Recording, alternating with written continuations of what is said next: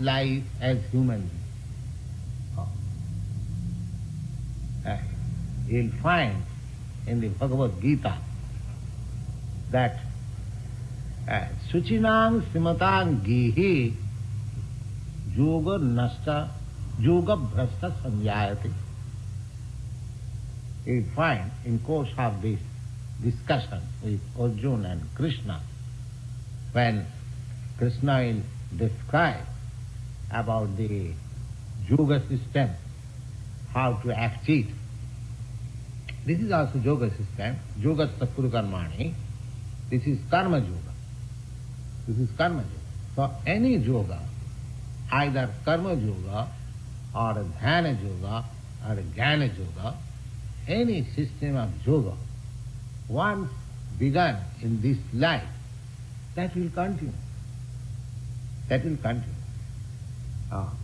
Yogasya Kuru Karmani, the Bhagavad says, Srimad Bhagavad says, Tattva sadhanmam charanam vijam hare patit tatu jidhi bhajan napakotha tatra kova abhatra avut amussaking kovatriyartha apta abhajatang sadanamataha. This is a speech by Narad to his disciple, Srila Vyasa, that you should try people to connect them in spiritual life, in conducting spiritual life. It doesn't matter even if he fails to complete the course, still he is not loser. Still he is not loser. The whole system of Vedic knowledge, especially the Krishna philosophy, the whole philosophy. Vedic knowledge means Krishna philosophy. Vedaista sadvai ahameva vedam. The all Vedic knowledge, all Vedic wisdom means to understand Krishna philosophy. That's all. Nothing else. The Krishna philosophy in different ways, all over the world, they have been described according to the time, place and people, but you must know the whole thing is Krishna philosophy. Krishna philosophy, when we speak of Krishna, you don't take this word, Sanskrit word Krishna, in a sectarian meaning. Krishna means the supreme, the highest pleasure, highest pleasure. So now, Yogastha, in the previous verse, we have been advised to what? Continue what? Being situated in yoga. And in the next sloka, Lord Krishna says, Durena hi avaram karma buddhi yoga dhananjaya buddhau saranam mannicha kripana palahitava. Durena. By force. Just like unwanted things which we don't like, we throw it aside. Suppose something is given to me during my dinner, which I don't like, sometimes we throw it. I don't find it. You see? Similarly, our discrimination is the best part of Veda. Simply we have to learn how to discriminate whether we are working on material platform or on the spiritual platform. That's all. Just like Arjuna was being advised to work on the spiritual platform. That's all. The whole instruction of Bhagavad Gita is based on this principle, that Arjuna was perplexed with material thoughts, and Lord Krishna wanted to pose him or to place him in the spiritual platform. That's all. So now, from Arjuna's activity, you can understand that what is spiritual platform and what is material platform. Now, those who have studied Bhagavad Gita up to the end, and I hope some of you have already read Bhagavad Gita. Arjuna was a military man, and Krishna was trying to induce him to his duty as military man, that he must fight. But Arjuna was declined that I cannot kill my relatives, my friends, my brother, my teacher, my grandfather. That was his consideration. But this consideration is material plan. When we think of in relation with this body, that is material plan. Anything done in consideration of this body means senses. The body means the senses. That means anything which we do for sense gratification, that is material. And anything which we do for the satisfaction of the Supreme, that is spiritual fact. That's it. So we have to discriminate whether I am working for sense gratification or whether I am working for the satisfaction of the Supreme. If this art we can learn, then our life becomes spiritual life. Spiritual life does not mean that we have to change something of these activities which are already we are engaged. Or our form of the body will change to something extraordinary. Nothing. The same body, the same feature, the same activity, same engagement, everything same. But we have to know the art, whether these activities are being done from the spiritual platform or from the material platform. If we can discriminate in that way, as Lord Krishna advises Arjuna, Durena jhavaram karma buddhi yoga dhananjaya. O Dhananjaya, Dhananjaya is the another name of Arjuna. My dear Dhananjaya, buddhi yoga, by your intelligence. And as we have explained, buddhi yoga means devotional service to the Lord. So, on the criterion of buddhi yoga, on the criterion of devotional service to the Lord, you have to do everything. That is the technique. That is the technique. Durena jhavaram karma buddhi yoga. Buddhi yoga. You have to use your intelligence, whether I am doing this on the platform of pure consciousness or on the platform of this body. Now in the beginning, you require a guide.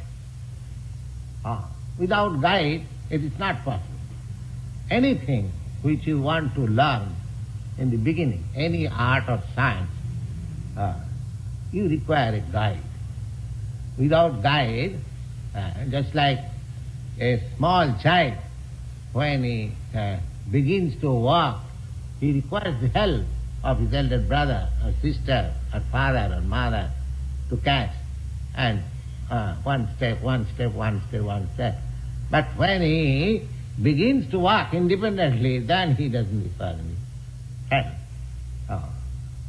Similarly, to learn this art, whether I am acting on the spiritual platform or on the material platform, you require a spiritual master, guide. And this is called bija, or the second birth. When you catch hold of the bona fide spiritual master just to guide you to act on the spiritual platform, then your second life begins. It is called bija. So this life is so important that one must begin it. One must begin. There is no alternative.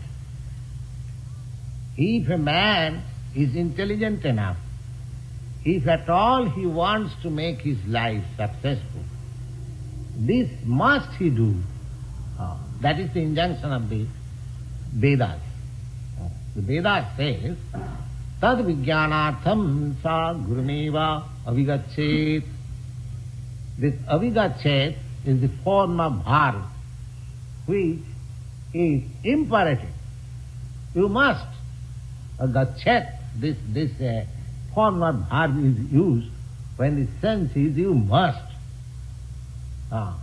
So the Vedic Upanishad directs that tad vijnanatham, in order to be situated or in order to learn how to act on the spiritual platform, you must seek out a bona fide spiritual master who can guide.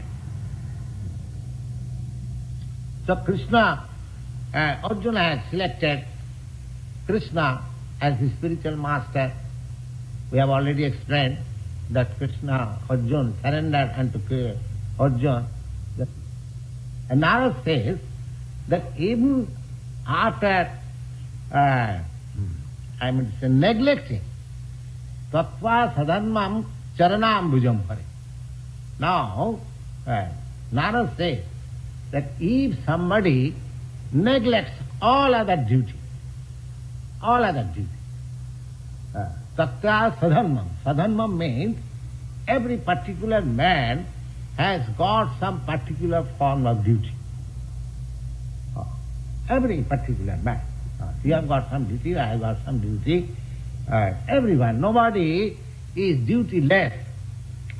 Now, Narad says, even sacrificing the so-called duties, if one takes absolutely unto the spiritual life, then he is not loser.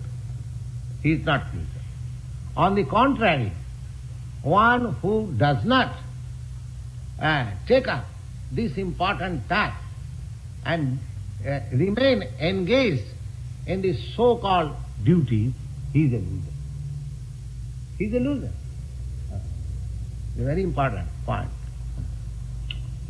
Now, Bhagavad Gita also confirms that once begun this spiritual life, then he is not loser in this sense that his human life is guaranteed in the next birth. In the ordinary duty, you do not know whether you will have again this human body or not. There is no certainty. That it depends on your quality of work. But here, if you begin your spiritual life sacrificing all other duties, then your next life as human being is guaranteed. Guaranteed. You'll find in Bhagavad Gita, Suchinang simatang gehe yoga bhrasta sanjayate. Bhrasta means one, yoga bhrasta, one who is prosecuting the yoga system. The yoga system I have already explained. Yoga system means the transcendental process by which we realize ourselves. We link up our life with self-realization. That is called yoga. Now somebody begins this yoga of self-realization, but unfortunately, he cannot prosecute the task in a nice way, and sometimes he falls down from the path. Still, there is encouragement that you are not loser. You are not loser. Because you will be given a chance next life, and that next life is not ordinary next life. That next life is Suchinang Simatangi. You will have your birth next life either in a very rich family or in the family of very highly advanced educated father. Suchinang Simatang. Suchinang means, I have explained to you, the life of a Brahminical culture. The Suchi means Brahmin. Brahmins mean one who knows spiritual life, how to conduct. And he has got other qualifications, so that he is called Suchi. And the opposite word of Suchi is called Muchi. So we need not explain what is Muchi. But Suchinang means highly cultured Brahmin. And Srimata, Sri means wealth. Sri means wealth, opulence, beauty, and all these things. That means very aristocratic family. Very aristocratic family. So he is given chance to get his birth in two places. One who is, not successful. The successful, oh, what to speak of him? The successful goes back to Godhead, direct. And even one is unsuccessful, half finished, then he is given chance to take his birth in two kinds of families. One set is Srimatang. Srimatang means very well-to-do, rich family. And other is very well-managed, polished, cultural, Brahmin family. Why? Now there is the chance. There is the chance of spiritual culture, very nicely. Of course, here in your country, aristocratic family, just like Rockefeller family or Ford family, there are many rich families here. I do not know what are their activities, but in India, the aristocratic family, they have got a particular spiritual function. Each and every aristocratic family has so many temples. So many temples. And I have already informed you that one of the aristocratic family in India, Sir Padampat Singhania, is a very big, as equal to your Rockefeller family. And I wrote him that I want to start here one Radha Krishna temple, and I want your help. Yes, immediately agreed. Swamiji, I shall spend for a nice architectural Indian pattern temple in New York if I get exchange sanction. Okay? So my putting this statement is that even up till now, Indian aristocratic family, they are so much religiously inclined that immediately on my proposal, he's agreed. He's agreed. Yes, I shall construct a temple. So that aristocratic family has the facility.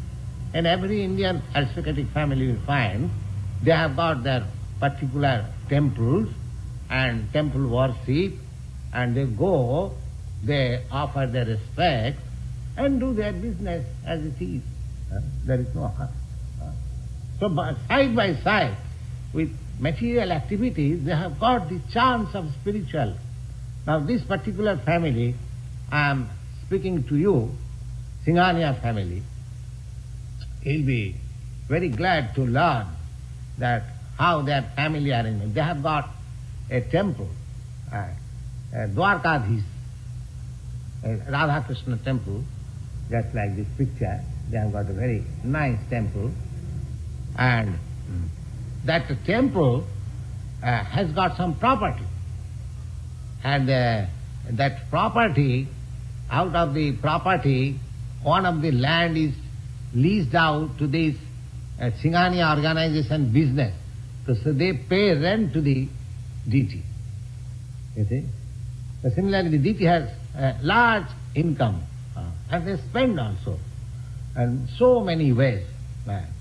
If we have got the chance of starting a temple here, we shall also let you know how to spend for spiritual consciousness. Yes.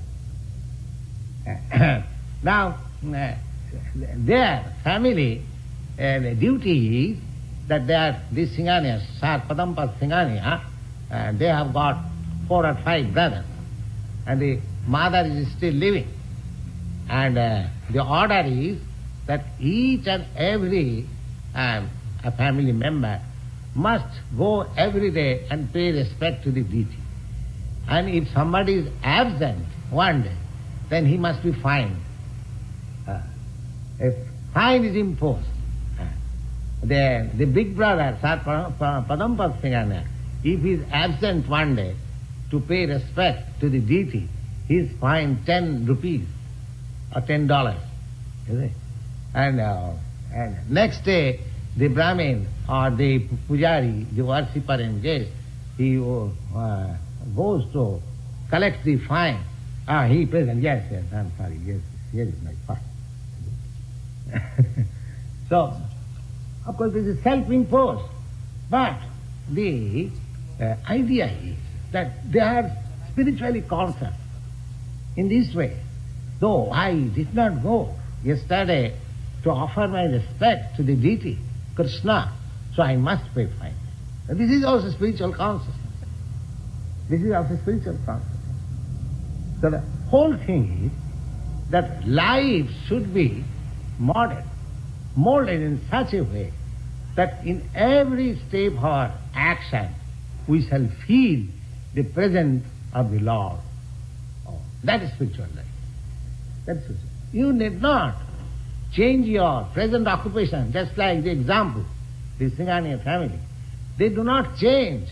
They are doing just like ordinary. But they are always spiritually conscious. The aim is toward Krishna. There is a very nice example. It is very ordinary, everyone will understand it. Now, suppose a man or woman is in love, and the man is a third person beyond the husband of the wife, beyond of the woman. Now, it is a example given in scripture that the woman who is fallen in love, the woman or man, with other woman, other man, opposite sex. So he may be engaged in so many duties, but his mind is always to that point when he or she will meet his lover. With all his duty or hard duties during the daytime, she or he always thinks, when that moment will come, when we shall meet together. That means the mind is always there. The example is set because that when there is ecstasy of love, even within the midst of our multifarious duties, we can remember that thing always. Similarly, God consciousness, we shall have to mold our life in that way that in the midst of our very great duties, serious duties, we shall always remember the Supreme. The Supreme. And every step. That discrimination, that much love we have to develop. And therefore we require guide. How to develop? How to develop that? We require that. We haven't got to change anything. Let us remain in our position. But at the same time, simultaneously, side by side, let us have spiritual culture. Just like we are holding this class. This is also spiritual culture, Samanam Kirtana. With your multifarious duties, you come here thrice in a week and try to understand. This is also spiritual culture. This will not go in vain. This will give you impression. Even if you stop coming here, that impression will never go. I tell you, that impression will never go. It is such a thing. But if we take it up very seriously and go on molding our life in that way, then it becomes quickly successful. Now suppose, if there is no loss by falling down from this path, that does not mean that we should neglect it. No. Formerly, and in Medical College of Calcutta, the students who failed in the final examination, they were given some title, LMS, License in Medical and Medicine and Surgery, LMS. And those who passed, they were given the title MD or MD, just like that. So even by failure, they would get some title and allowed to practice as medical man. But that does not mean that we may try to fail also. No. The aim should be to become successful, not to fail. Not to fail. Even though we are in failure, still there is profit, undoubtedly. But we should not aim to that object. We should be determined that in this very life we must have a spiritual realization perfectly, so that, as you'll find in the Bhagavad Gita, tattadihang punarjanma naiti mameti kaunteya janma karma me divyam jo janati tattataha tattadihang punarjanma naiti mameti kaunteya. Hey Kaunteya, Arjun's another name is Kaunteya, because his mother's name is Kunti. Therefore, he is sometimes addressed by Krishna as Kaunteya, the son of Kunti. Kaunteya means the son of Kunti. So, oh my dear son of Kunti, anyone who knows perfectly about the Lord's incarnation, why does he come? What are his activities? And what is his original constitution, form, etc. The science of God. If anyone knows, simply by knowing, a theoretical knowledge, what is his profit? Simply by knowing. Now, tattadehang punarjanma naiti. Then, for him the profit is that after giving up this body, he hasn't got to take birth again in this material form. Tattadehang punarjanma naiti. Mamiti. He comes directly to me, simply by knowing. Just like you are coming here, apart from doing any practical work, if you do some practical work, it is very, very nice. Even if you do not know any practical work, simply you give your reception, oral reception, submissive oral reception, and understand that what is the nature of God, what is the nature of ourself, what is the relation between God and myself, what is this world, what is my relation with this world, so many things. Simply if you hear and have an idea, then even then you will be free from this material bondage.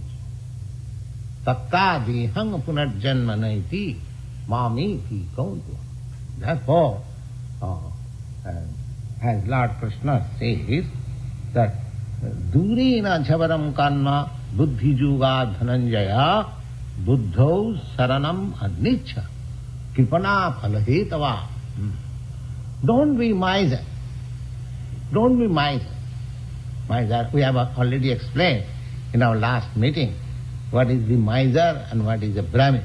The opposite word is Brahmin. Miser means this valuable body who does not properly utilize it. Simply they utilize this body for sense gratification and nothing more. They are kripana. Kripana means miser. Miser who does not utilize the asset given to him is a miser. Miser is not liberal. One should be liberal. There is a Pandit, learned man, his name is Chanakya. If some of you had been in India, in New Delhi, where foreign ambassadors are settled, in New Delhi, capital of India, there is a quarter which is called Chanakyapuri. Chanakyapuri. This Chanakyapuri has been named due to the name of this gentleman, Chanakya. He was a great politician and prime minister during the reign of Emperor Chandragupta. Long years before. He was a great politician. So his politics are studied in her MA class. And so he has got he has got a book which is called Chanakya Slok, and some principles of morality. Some principles of morality. And we, in our childhood, we had to study that small book, Chanakya Slok. So in that principles of morality, even Chanakya Pandit says that sannimitte barang tyaga vinase niyate sati. Vinase niyate sati. This body is destined to be destroyed. You cannot protect it. It is to be destroyed. Sannimitte barang tyaga vinase. Vinase means it is sure to be destroyed, as sure as death. There is nothing sure as death. Therefore, this body should be utilized, sannimitte, for purpose of spiritual realization. Before it is finished, in all these shastras, this is the advice. This is the advice. The dog's body will be finished, and the man's body will be finished. But what is the difference of dog and man? The dog does not know how to utilize his body, but we are given instruction in so many books of knowledge how to utilize this body. The Chanakya Pandit says that sannimitte barang tyaga. You have to give up this body. Why don't you give it up? For the highest cause. Highest cause. This is the highest cause. Spiritual realization. Somebody is offering his body for country's cause. Somebody is offering body for the society's cause. Or somebody is offering body for theft case or some murdering case. Everyone has to offer his body at the end. But the man who sacrifices this body for the purpose of self-realization is the most intelligent man. Sannimitte barang tyaga vinase nihati sati. You will have to meet death, undoubted. But before meeting death, as fully spiritualized. That is the instruction here. Buddho saranam in annicca. Kripana, don't be miser. Don't misuse this great opportunity. Buddhi yukto jahatiha ubhe sukrita duskrite tasmad yogaya jujjassa yoga karmasu kausalam. Yoga karmasu kausalam. Kausalam means expert trick. Expert trick. Just like there are two men working. One man is very expert. Another man is not so expert. Even in machinery, then there is something wrong in the machine. The man who is not very expert, he is trying whole day, night, how to adjust it. But the expert comes and at once sees what is the defect and he joins one wire, this wire, that wire, and machine begins to start. You see? Just like sometimes we find difficulty in this tape recorder, and Mr. Carl and somebody comes and rectifies this. So everything requires some expert knowledge. So karma means work. We have to work. Without working, even this body and soul cannot go. It is a very misconception that for one who is for spiritual realization, he hasn't got to work. No, he has got to work more. Persons who are not for spiritual realization, they may be engaged in work for 8 hours only. But those who are engaged for spiritual realization, they are engaged 24 hours. 24 hours. That is the difference. And that difference is, you will find that on the material platform, on the bodily conception of life, if you work for 8 hours only, you will feel fatigued. But spiritual purpose, if you work more than 24 hours, unfortunately you haven't got more than 24 hours at your disposal, still you won't feel fatigued. I tell you, this is my practical experience. This is my practical experience. And I am here, always working. Something reading or writing, 24 hours. Simply when I feel hungry, I take some food, and simply when I feel asleep, I go to bed. Otherwise, always, I don't feel fatigue. You can ask Mr. Paul whether I am not doing this. So I take pleasure in doing that. I don't feel fatigue. Similarly, when one will have that spiritual sense, you won't feel, rather you will feel disgusted to go to sleep. No, sleep has come just to disturb him. See, he wants to lessen the time of sleeping. Then now, as we pray, Bande Rupa Sanatano Raghujigo Sri Jiva Gopalako. These 6 Goswamis, they were deputed by Lord Chaitanya to discuss this science. They have written immense literature about it, you see. So, you will be surprised that they were sleeping only for 1.5 hours daily. Not more than that. That also sometimes they forego. They're so much busy in spiritual activities. Krishna Kirtana Gana Nartana. So spiritual life is so sublime and so invigorating that you won't feel fatigued. Once you have to be engaged. And as you are engaged actually in spiritual life, you won't feel fatigued. You will be fearless. And your life will be always blissful. These are the symptoms. The yoga karmasu kausalam.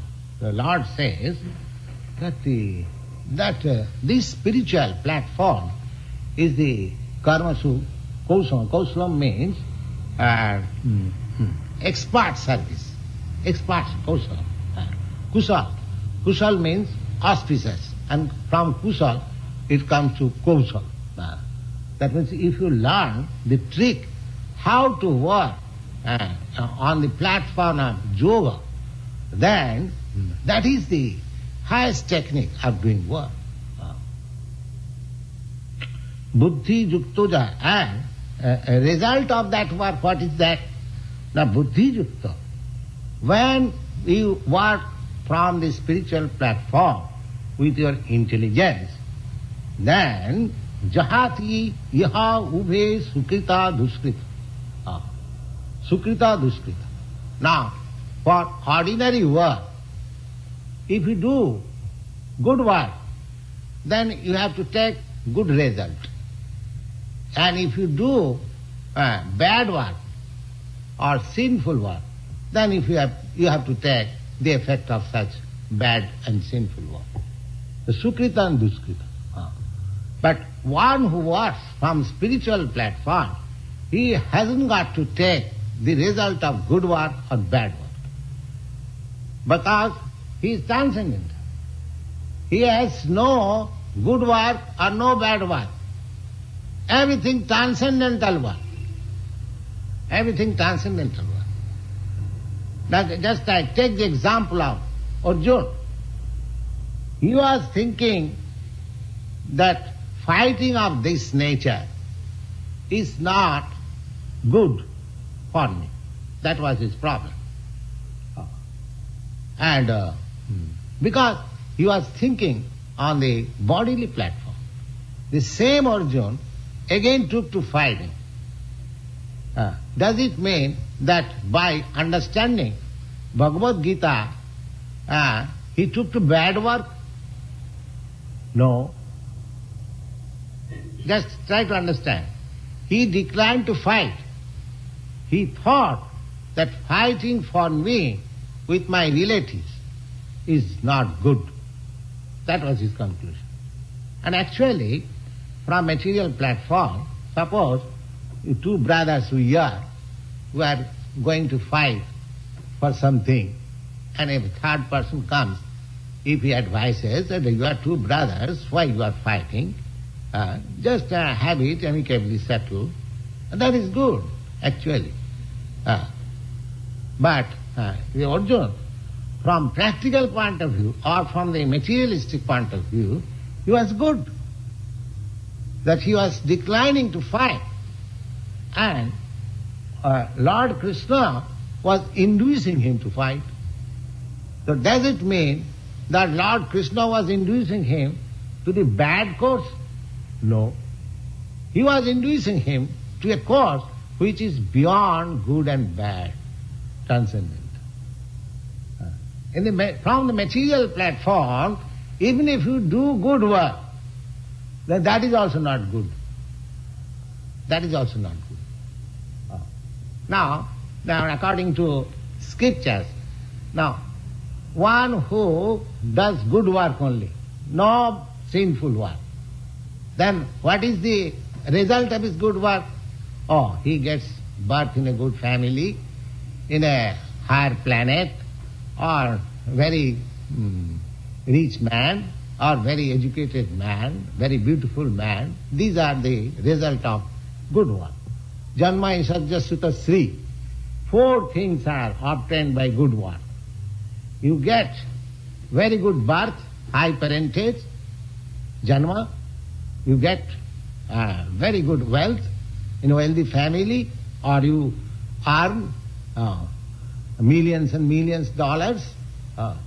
You don't think that simply by laboring one can earn millions and millions of dollars unless he has got in the background very good work. Otherwise everyone is trying to earn millions and billions, but somebody is earning very quickly without any effort, and somebody whole life working, he does not get even sufficient for the maintenance. So these are the result of good work and bad work. So, Janma Isarja Sutta, high education, to become very highly learned man, that is also due to good work. And to be very beautiful, that is also result of good work. Janma Isarja Sutta Sri. Sri means beauty. And bad work is just opposite. Now, good work or bad work. Now, when you take your birth in a good family, when you are very much educated, very much beautiful, but still you have to accept the, the triple miseries of material existence. That you cannot avoid. That you cannot avoid. Because you are very rich man, you cannot avoid your death. You cannot avoid your disease. You cannot avoid your old age. Similarly, as the man who is poor man, he also cannot avoid old age. He cannot avoid death. He cannot avoid disease. Similarly, the troubles of material existence is there, both in good life and bad life. But when you work transcendentally, neither good nor bad, for the sake of the Supreme Consciousness, transcendental position, you don't get this material birth at all. Therefore, that is real good. You are above this birth, death, old age, and so many troubles, miseries of life. The Lord Sri Krishna says that buddhi yukto jahati, if you work from the transcendental plane or spiritual platform, then you get rid of all the results of good work and bad work. Don't be attached by either by good work or bad work. That is the technique. A transcendentalist who wants to work from spiritual platform, he has no botheration whether I am doing good or bad. He has only to see whether I am acting on the platform of spiritual consciousness or material consciousness. That's all. Even apparently bad work by such person on the spiritual consciousness is also good, supreme good. Not only good, but supreme good. Just like you say the example of Arjuna. From material point of view, he was right that it is not good to fight with my brothers. That is right from material point of view. But when he learned Bhagavad Gita, he fought with the same brothers. With the same brothers. That means that after learning Bhagavad Gita, after taking lessons of Bhagavad Gita, he did not become a bad man. No, he became a transcendental man. Transcendental man. Because that fighting he accepted on the instruction, on the desire of the Supreme Consciousness, Krishna. That is the technique. Similarly, when we mold our life in such a way that we have to act on the direction of the Supreme Consciousness, then our life becomes sublime, spiritual. Now, as I have already explained to you, that we require a guide. We require a guide. That guide should be the representative of Krishna. Otherwise he cannot be guide. Just like Krishna was the guide of Arjuna directly. Now, here we haven't got Krishna directly. But how to have a guide? That guide means he must be a representative of Krishna. A representative of Krishna. How one can become a representative of Krishna? That means one who follows the instruction of Krishna. Just like you take for example a lawyer. What do you mean by lawyer? One who understands the law books very nicely. He is a lawyer. A representative of law. Similarly, here in the Bhagavad Gita, there are instructions of Krishna, and a person who understands these instructions rightly. How to understand that instruction rightly, that is also in this book. You haven't got to seek and elsewhere how to understand Bhagavad Gita. How to understand Bhagavad Gita is already prescribed here. That I shall explain to you. When you go to the 4th chapter, now we are on the 2nd chapter, when you go to the 4th chapter, how to understand Bhagavad Gita, that is also mentioned there. So according to that process, if somebody understands Bhagavad Gita and in his life he practices in that way, just like a lawyer who has passed the law examination, similarly, one who understands Bhagavad Gita as it is, without any wishful interpretation for his own purpose. No. Bhagavad Gita as it is instructed to Arjuna. If there is somebody who understands Bhagavad Gita in that way, he is the representative of God. He is the representative of Krishna. And one should accept such representative of Krishna for his guide. That actually, as much as Arjuna was guided by Krishna, then similarly that person who takes the shelter of the guidance of a person who is fully, aware,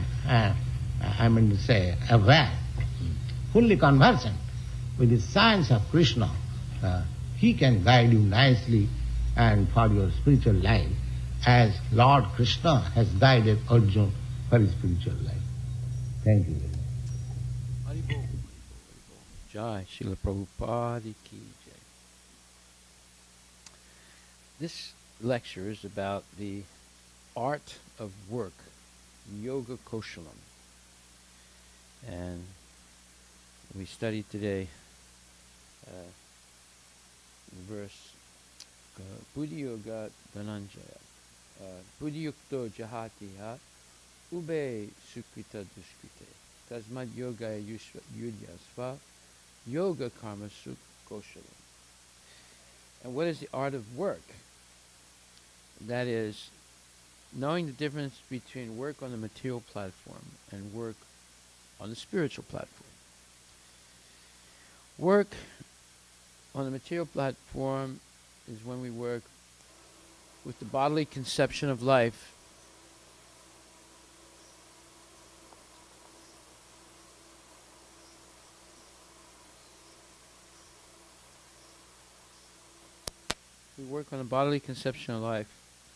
for sense gratification.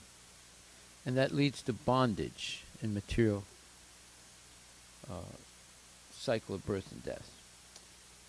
And when we work for Krishna, that leads to liberation, freedom from the cycle of birth and death and the influence of the modes of material nature, and we enter into transcendental life. Just like it says, Brahma Bhuta Prasanatma na sochiti na kankshati samak sarve subhutesu mad bhaktim labhate param. 18th chapter, 54th verse describes Brahma Bhuta Prasanatma, when the soul of the living being is acting on the spiritual level, then they realize self-satisfaction. They become joyful. And nasochati nakankshati, the symptom of being joyful is there's never any lamentation or spiritual desires. He only has no material desires. He only has spiritual desires. And samak sarve bhutesu is equally disposed toward all living entities. In other words, he treats everyone respectfully, knowing that all living beings, whether they're animals, reptiles, insects, birds, fish, human beings, or demigods, they have an eternal soul and a relationship to Krishna. So in such a state, one attains pure devotional service to Krishna when they have these attitudes. Buddhya visudaya yukto drityatmanam niyamyacha.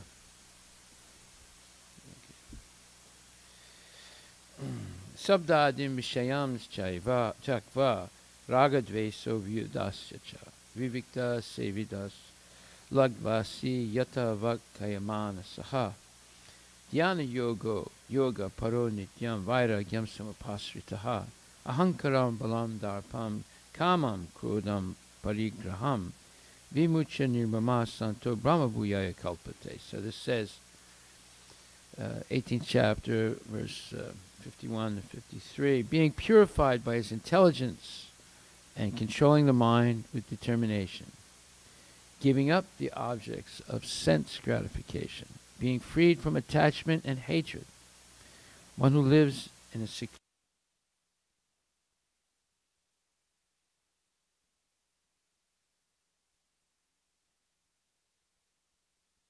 ego, false strength, false pride, lust, anger, and acceptance of material things, free from false proprietorship and peaceful, such a person certainly is elevated to the position of self-realization. So these are the prerequisite qualities one needs to develop. And you don't have to develop each one separately. You simply engage your body, mind, intelligence, words, everything in the service of Krishna. And then you're elevated to the platform of self-realization.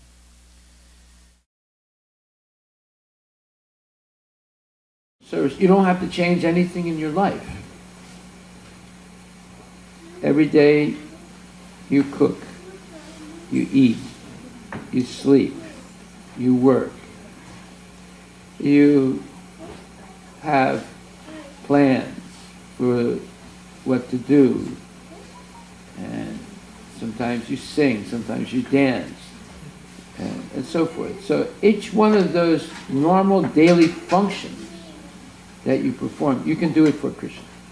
That's the technique. That's what a person learns when they come to the temple. They learn how this technique of reorienting themselves, their daily activities to pleasing Krishna. So when you cook for Krishna. Pacham pushpam phalam toyam yomi bhakta prayachati. Krishna says, offer me with love and devotion, a leaf, water, fruit, and flower, and I will accept it. And you go to work, you have a job. So the purpose of the job is to earn some money. So some part of that money you use in Krishna's service. So now, you're not just working at a mundane job, you're working for Krishna, because your goal is to use some of the money, or all of it, in Krishna's service. It should all be used in Krishna's service. So you buy a house, and in the house you establish the deity of Krishna. And when you cook for the deity.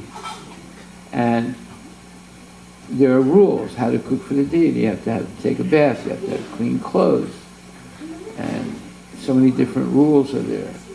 So all of a sudden your house has become Krishna's house, and everything you do in the house is oriented toward Krishna. Then you go out to work outside the house in some company, but the goal is to earn money so that you can continue to serve Krishna in your house and the temple. And you go to sleep, but you have to wake up early in order to serve the deity of Krishna in your house and chant. You prescribe mantras, again, to please Krishna. So now you're sleeping for Krishna, you're working for Krishna, you're cooking for Krishna, and you're eating for Krishna. You eat only that food that was offered to Krishna, and Krishna offers it back as prasadam. So now you're eating and sleeping and working and cooking for Krishna. And then you talk, but you talk about Krishna. So now you're talking for Krishna. And you breathe so you can talk about Krishna. So now you're breathing for Krishna, you see.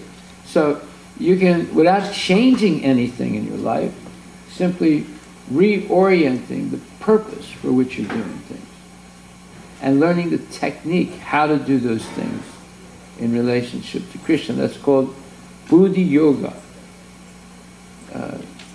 Acting in relationship to Krishna. So this verse, second chapter, 50th verse says, Buddhi yukto jahatiha ube sukrita duskrite tasmat yoga yudhyasva Yoga Karma Sukoshalam. This is called the art of work. There's one person who teaches the art of living, but that teaches you how to stay living in the material world, in the cycle of birth and death. It's not going to teach you how to be liberated. But if you learn this art of work, this is much more important than the art of living. Because by this art of work, this yoga koshalam, the koshalam means an art form, or also a trick. The trick of how to transform everything material into spiritual reality. And it's an art form. So, by working like this, you become liberated. Therefore it says that yoga sta kuru karmani sangam tyakva mani sinaha siddhi siddhayo samo budvam samadvam yoga uchyate. So this verse says, it's verse number 48, yoga sta kuru karmani, perform your duty with an equipoised mind, O Arjuna. And yoga sta kuru karmani sangam tyakva manisina, and give up or abandon all attachment to success or failure, siddhi siddhayo. And such equanimity or evenness of mind or self-realized mind is called yoga. And then buddhi yukta jahatiha, one who is always engaged in devotional service, they can get rid of both good and bad results in this lifetime. Tasmat yoga yudyasva. Therefore, for the sake of devotional service, or be engaged always in devotional service, or bhakti yoga, and yoga karma sukoshalam, which is the art of work. This is a profound verse that can teach us how, by simply doing the normal things that we do, but reorienting them toward Krishna, you become liberated in this lifetime. So therefore, Krishna is let's say, the ethos of the work ethic, or the work, let's say, mentality, is to understand that Krishna is the proprietor and the owner of everything, including our body, our senses. Krishna is like a company that rents out equipment. Right? You go, you need a backhoe, you need a bulldozer, you need a saw, you need some wrenches. So you can rent them. Right? They can rent all kinds of equipment to do different types of work. Well, Krishna has rented out to us this body, which has highly evolved senses, and of all the senses, the mind, which is a very, very developed instrument, and then the intelligence. So he's given us all this equipment, and it's on rent, and therefore we should use it very carefully, because if you abuse it, then you have to pay a big fine to the rent company, right? And if you abuse this body, then you pay a big fine, you die, and you get sick.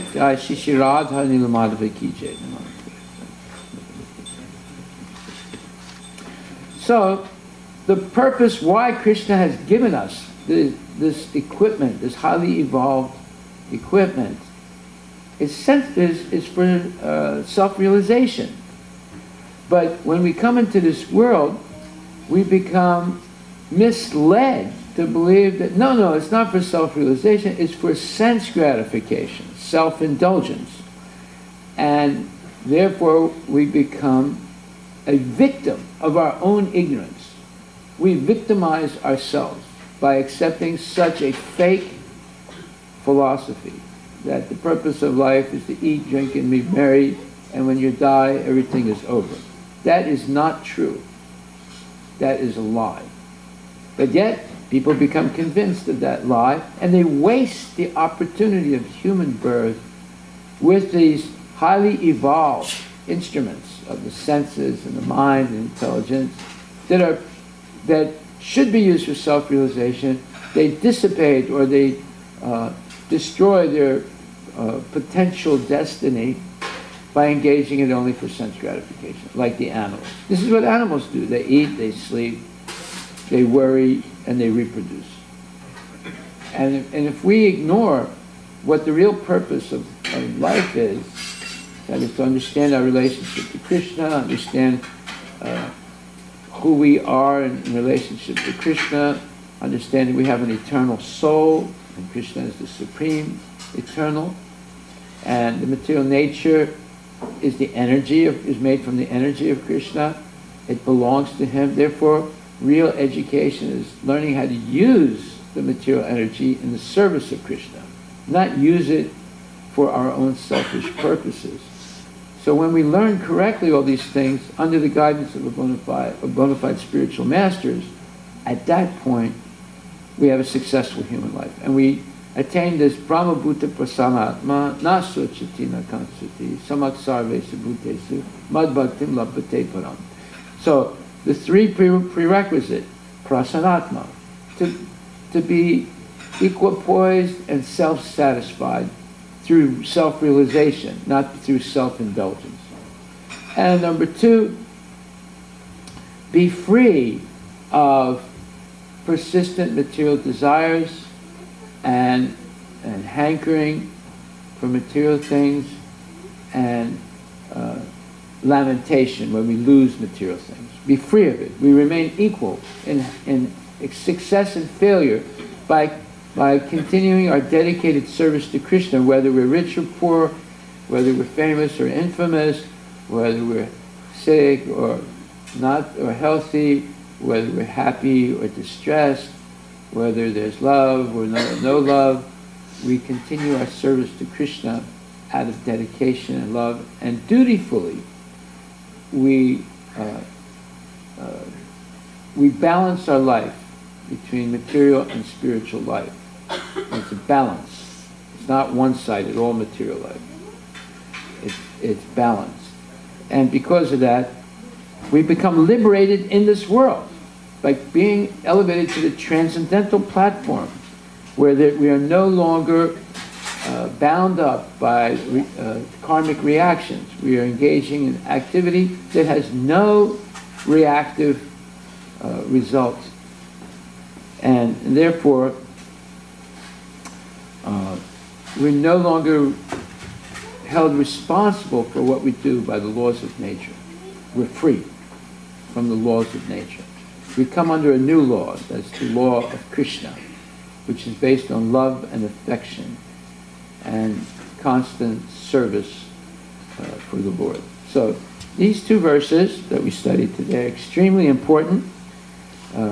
Actually, there are three verses. The first one was Karmani vadikaraste mafali sukadachana makarma fala hetu puharmayate sangastu karmani, where Krishna is explaining that you have a right to work, but you do not have a right to the fruits of work, which should be offered to Krishna. Nor should we consider ourselves the doer of the work, nor should we ever give up doing our duty in Krishna consciousness. So that is actually the foundational verse of this art of work, Yoga Kushalam, where we offer the result to Krishna. Work for results leads to bondage. Working for Krishna leads to liberation. Therefore, yatnartar karmanonyatra lokomam karma bandhana tadartam karma kunteya mukta sankha samachara. All work should be done for Lord Vishnu or Krishna. But if we don't work for Krishna, we work for our own sense gratification, work binds us to the cycle of birth and death, to the karma band, to the entanglement of good and bad karma. Good and bad karma are both bad. because whether we do good karma or bad karma, we have to take birth again to get the result. But there's a third path, and that is transcendental activity, where we work only for the pleasure of Krishna. Therefore, there's no more good or bad results that bind us to the cycle of birth and death. There's only, due to our dedication to serving Krishna with pure consciousness, no material motive, only the motive to please the Lord, we are liberated in this world. And at death, we go back to Godhead. Janma karma chame divam, evam yoveti tatpata, tyakva deham punar janma, naiti mameti sarjanam. In the 4th chapter, 9th verse, Krishna tells Arjuna, anyone who knows the transcendental nature of my janma and karma, my appearance and activities, does not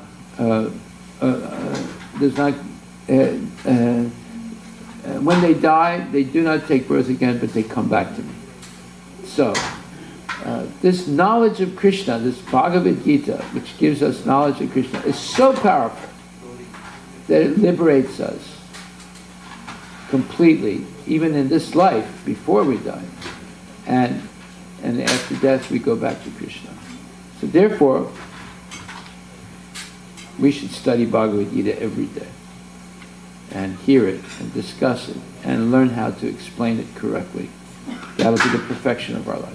Hare Krishna. So that was our lesson today. Every night, unless there's some other program going on, we will hear a lecture by Srila Prabhupada and have a discussion, short discussion afterwards. Are there any questions?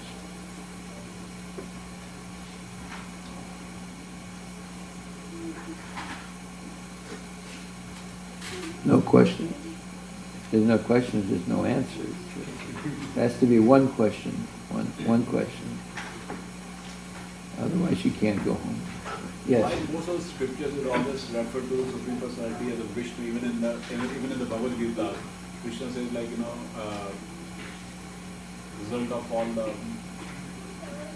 Yeah, it mentions the name Vishnu. Okay. Yes. What is your question? Why doesn't it directly mention Krishna? Why it creates more confusion than the people like... Well, no, it doesn't create confusion. Like, for example, what is your name? Ravi. Ravi. But I can say, the guy that has the black sweater on, does that refer to you also? Yeah, maybe not. There are some more people sitting in the back. I don't see anybody else with a black sweater. That refers to you, you see. So you have two names, Ravi and the man sitting here with the black sweater. Or you could say, the person who every, Monday or Wednesday washes the dishes. That's another name you have. So Krishna has Gopala, Govinda, Murari, Murali, Krishna, Vishnu. It's all referring to the same person. Is there any difference between Lord Vishnu and Krishna? No, it's the same person. Just like today you have a black sweater on, tomorrow you have a red one on. Is it still you? Yes, it's still you. You simply change the black sweater and put on a red sweater. It didn't change you. So Krishna has the ability to expand himself into different forms. Just like you also expanded yourself into different forms. When you were born, you were like a little baby, right? Was that you? Of course. But now you have this much bigger body. Is it still you? Yes. But we could have called you baby, what was his name? Ravi. Baby Ravi. So is there a difference between baby Ravi and big Ravi? Well, yeah, the body looks different, but Ravi's the same person, whether it's big Ravi or little Ravi. So it's the same person whether you say Krishna or Vishnu, but because Krishna has the ability to expand his form. But you have that ability too. You've expanded your form many times already. Right? So as long as it's the same person, there's no difference. You can refer to him as Vishnu or Narayana, or you can say Narasingha.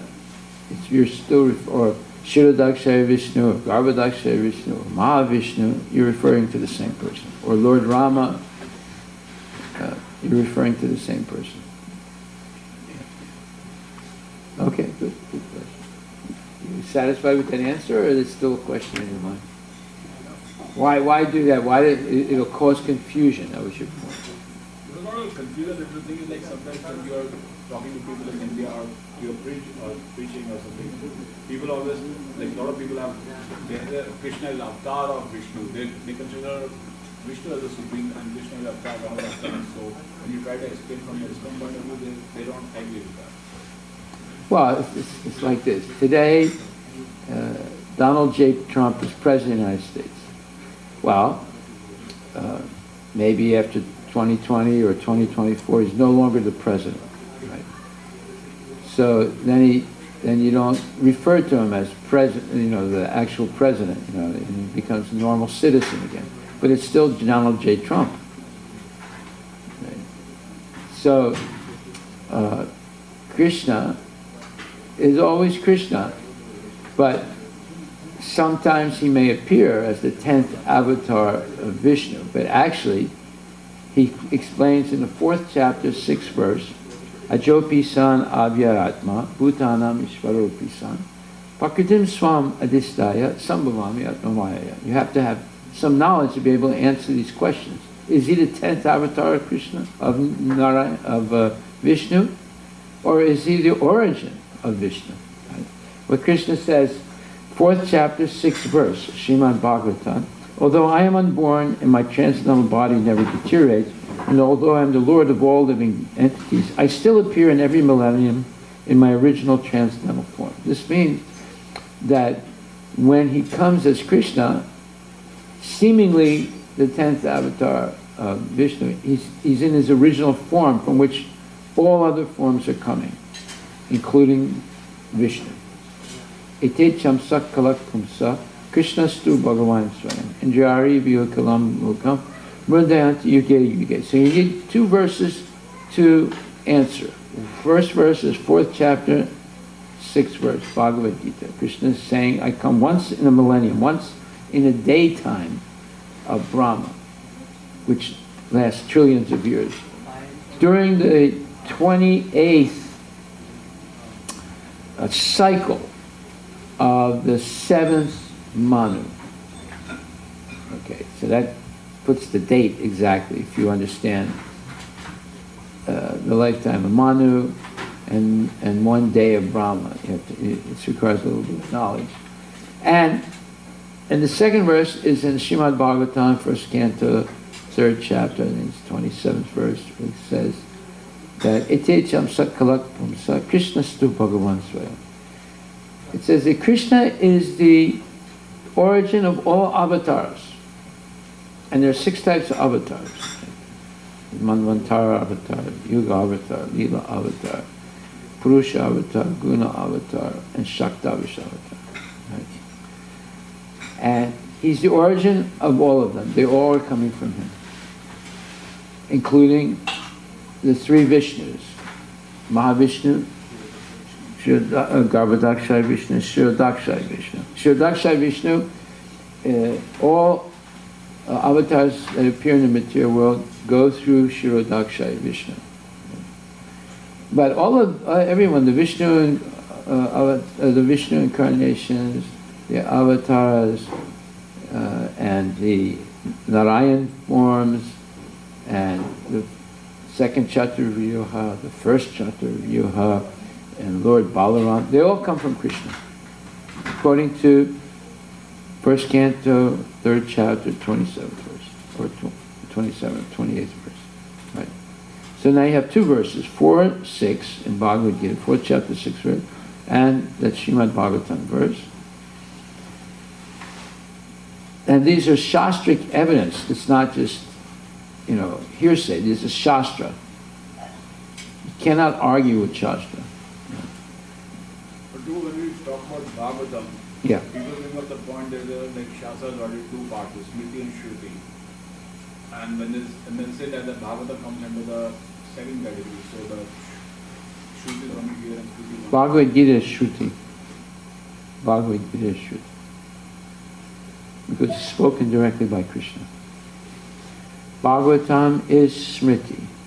It's spoken about Krishna. Yeah. But through Bhagavad Gita also there, I was arguing with somebody, so like, he said like the Bhagavad Gita comes as a part of Mahabharata. Yeah, Mahabharata is Smriti, but there's one chapter that's Shruti. Because it says, Shri Bhagavan Uvacha. That means it's Shruti. And then it says, Arjuna Uvacha, or then it says, Sanjaya Uvacha. Okay, that's Smriti. But most of the Bhagavad Gita is Shri Bhagavan Uvacha. So it's directly Krishna speaking about himself.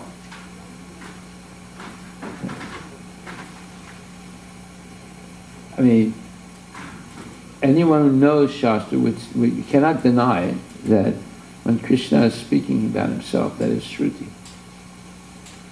Okay. All right, so this requires some knowledge. You have to regularly read Bhagavad Gita, and you'll get all the knowledge. You don't have to read many other books. You don't even, I mean, it's nice to read the Srimad Bhagavatam because everything in the Bhagavad Gita is vastly expanded in the Srimad Bhagavatam. But even if you never read the Srimad Bhagavatam, you only read the Bhagavad Gita, you would have all knowledge. Because it says, Krishna says, Aham sarvasya prabhava, matak smart, matak, aham sarvasya prabhava, matak pavartate, iti matva bhajante, imam buddha bhava samanvitaha. Krishna says that I am the source of everything material and spiritual. Those persons who know this engage in my devotional service. So therefore, what is the definition of God? It is that everything is coming from Him. So Krishna says, I am the source of all spiritual and material worlds. Everything emanates from me. The wise who perfectly know this engage in my devotional service and worship me with all their hearts. This is Shruti. He's saying that everything is coming from Him. And those who know this, they engage in this worship. So therefore the Alvars knew this, therefore they were worshipping Krishna. You have Kulshakar Alvar, right? He wrote Mukunda Mala Sutram, worshipping Krishna. He's an expert, right? And Chaitanya Mahaprabhu knew this, that's why he's worshipping Krishna. And Vishnu Swami knew this, he worships Krishna. And Nimbarka Swami knows it, he worships Krishna. Brahma knows this, he worships Krishna. Shiva knows this, he worships Krishna. So those people who know, they're all worshipping Krishna. So how can we deny then that Krishna is the Supreme Personality of Godhead? And Arjuna, who knows Krishna, he says, Param Brahma, Param Dhamma, Pavitram Paramam Bhavam, Purusham Sasvatam Divyam, Adi Devam Ajam Vibhu, Ahustvam Vishaya Sarver Naradas, Devasya Naradastata, Asito Devalo Vyasa, Swayam Chaiva Bhavisime. He says, you are the Supreme Personality of Godhead, the ultimate abode, the purest, the absolute truth. You are the eternal, transcendental, original person, the unborn, the greatest. All the great sages such as Narada, Asita, Devala, Vyasa confirm this truth about you, and now you yourself are declaring it to me. So here you have Arjuna, and he quotes Narada, Asita, Devala, Vyasa, and he declares that Krishna is the Supreme Personality of Godhead, the original person. And Bhismadev tells Yudhishthira, Krishna is the original Narayana, the first Adi Narayana. And then all the Mahajans, there's Yamaraj, there's Prahlad Maharaj, and there's Lord Shiva, and there's Narada Muni, all the Mahajans, they all say Krishna is the Supreme Personality of Godhead. So, who should we believe? Should we believe the Mahajans? Or should we believe some person who says that Krishna is the avatar of Vishnu? And where did they get that from? You see. Well, if you read Srimad Bhagavatam, the 24 incarnations of the Lord are mentioned. Krishna is number 23. But there it says, Ete Chamsa Kalak Pumsa Krishna Stu Bhagavan Swami. It says that all of these are coming from Krishna. And Krishna comes once in the day of Brahma, in its original form. So who should we believe? We should believe Sukadeva Goswami. He's the top authority. And we should believe Krishna, who declares himself that he's the Supreme Personality of Godhead, and that everything and everyone comes from him. So there's plenty of proof. I mean, we could keep going on. I could show you other verses in Bhagavad Gita and in other Vedas that say that Krishna is the origin. Brahma, Lord Brahma says, Ishvara Parama Krishna, Satchitananda Vigraha, Anadiradir Govinda, Sarva Govinda, Karana Karana. He says, Ishvara Parama Krishna. The Parama Ishvara is Krishna. He names him by name. Right. So, is there any bigger authority than Brahma? I don't think so. So who should we believe? You see. There's so many opinions in this world, but we should take the opinion of the Mahajans, Bhisma, and Brahma, and Shiva, and Yamaraj, and Prahlad Maharaj, and so forth. We shouldn't believe anybody else. We're not just talking about one person now, we're talking about many persons who are all perfected beings. And they're declaring that Brahma is the first living being. He's the secondary creator of the whole material world. You're not going to find anyone greater than Brahma as an authority. And he went through hundreds and thousands of years of meditation to come to this realization. None of these other people have ever meditated that much and done such tapasya. So we should believe Lord Brahma. He's the founder of our, he's the principal devotee in our sampradaya. Okay, Haribol. Sri Vaishnava people, Yeah. see, they also read Bhagavad Gita and Yeah. Srimad Bhagavatam. Yeah. But they say that, Who is the highest authority amongst the Sri Vaishnavas? It's not Vedanta Desika, it's the Alvars. yeah, And we should trust what the Alvars say. They're bigger authority than Vedanta Desika. I think majority of them. And Ramanujacharya is bigger authority than Vedanta Desika. Yeah. In his introduction to Bhagavad Gita, Gita Bhasya, he clearly says Krishna is the Supreme Personality of Godhead. That's why they never print his introduction. They print Vedanta Desika's introduction to Ramanuja's Gita Bhasya. Because in Ramanuja's personal introduction, he wrote an introduction, he clearly says Krishna is the Supreme Personality of Godhead. And that's why his Charana mantra, Sarvadharman Prityaja, is from the Bhagavad Gita. Every Vaishnava, every time they quote, do some puja, they recite the Charana mantra of Ramanujacharya. Yeah, in their initiation also they get that mantra from. Right, and whose mantra is that? Yeah. Right. So, now, see, there's a lot of misrepresentation done, even by great authorities. Right? So, they are great in the estimation of some people, but there's greater authorities. The Alvars themselves are greater authorities. Right? Ramanuja himself, even though he's not an Alvar, he's greater authority. Right? And Brahma, greater authority. And Shiva and Prahlad Maharaj, they're all great. We should trust them. They all said Krishna is the Supreme Personality. And Arjuna. Arjuna also. Yeah. Okay, Haribol. All depends on which authority you accept. Yeah.